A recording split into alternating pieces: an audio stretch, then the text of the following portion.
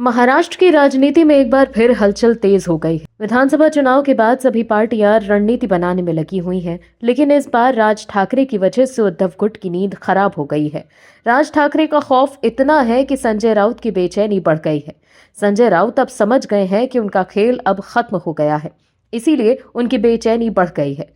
दर्शकों, महाराष्ट्र में देवेंद्र फडणवीस एक अलग तरह की राजनीति कर रहे हैं। समझने की जरूरत यह है कि देवेंद्र फडणवीस एक ऐसी राजनीति कर रहे हैं जिसके लपेटे में सबसे ज्यादा उद्धव ठाकरे ही आ रहे हैं, क्योंकि उद्धव ठाकरे ही वो शख्स हैं जिन्होंने 5 साल पहले देवेंद्र फडणवीस के हाथ से कुर्सी छीन ली थी, जिसका दर्द और टीस आज तक देवेंद्र फडणवीस नहीं भूल पा रहे हैं। इसीलिए वो ऐसा बुला नहीं पाए, क्योंकि ये एक धोखा था।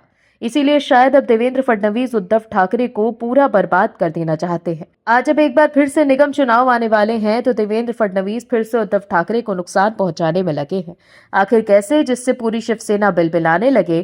क्या है पूरी बात, बताते हैं आप। देश की सबसे बड़ी महानगर पालिका यानी बीएमसी को लेकर सभी दलों ने तैयारी शुरू कर दी है। विधानसभा चुनाव के बाद होने वाले इस चुनाव में महायुति का नया स्वरूप देखने को मिल सकता है। माना जा रहा है कि महायुति में राज ठाकरे की महाराष्ट्र नवनिर्माण सेना शामिल हो सकती है। बीजेपी के नेता और मंत्री आशीष शेलार ने एमएनएस प्रमुख राज ठाकरे से मुलाकात की।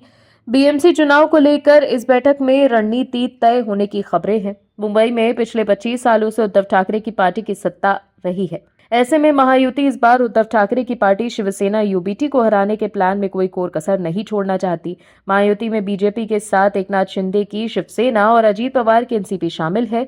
मुंबई में उद्धव ठाकरे को हराने के लिए उसे एक ठाकरे ब्रांड की जरूरत है, इसीलिए उद्धव ठाकरे के चचेरे भाई राज ठाकरे को बीजेपी में गठबंधन में लाने की कोशिश में ये सब जुटे हैं।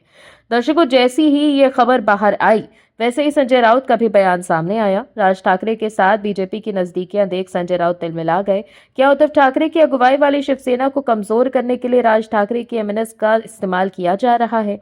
ये सवाल इसलिए उठ रहा है क्योंकि संजय राउत ने ये आरोप लगाया है कि संजय राउत ने ये कहा कि महाराष्ट्र नवनिर्माण सेना का इस्तेमाल उद्धव ठाकरे के नेतृत्व वाली शिवसेना यूबीटी को कमजोर करने के लिए किया जा रहा है। शिवसेना यूबीटी नेता राउत ने बीजेपी के नेता और महाराष्ट्र के मंत्री आशीष शेलार के मनसे प्रमुख राज ठाकरे से उनके आवास पर हुई मुलाकात को लेकर ये बात कही। संजय राउत ने दावा किया कि बीजेपी महाराष्ट्र विधानसभा चुनाव से पहले मनसे के साथ गठबंधन करना चाहती थी, लेकिन उनके सहयोगी दल शिवसेना के प्रमुख और राज्य के तत्कालीन मुख्यमंत्री एकनाथ शिंदे ने इस विचार का विरोध किया था। संजय राउत ने यह कहा कि मनसे को बाला साहेब ठाकरे की शिवसेना के खिलाफ मोहरे के तौर पर इस्तेमाल किया जा रहा है। दर्शकों, समझने की जरूरत यह है कि जिस तरह से उद्धव ठाकरे ने देवेंद्र फडणवीस को धोखा दिया था, अब वो बदला ले रहे हैं, जिसको शिवसेना यूबीटी अब पचा नहीं पा रही। वहीं अब तो ये भी खबर आ रही है कि शरद पवार अपनी पार्टी का विलय अजीत पवार की असली एनसीपी के साथ करने वाले हैं। यही वजह है कि इन सब खबरों के बीच संजय राउत की बौखलाहट बढ़ती जा रही है।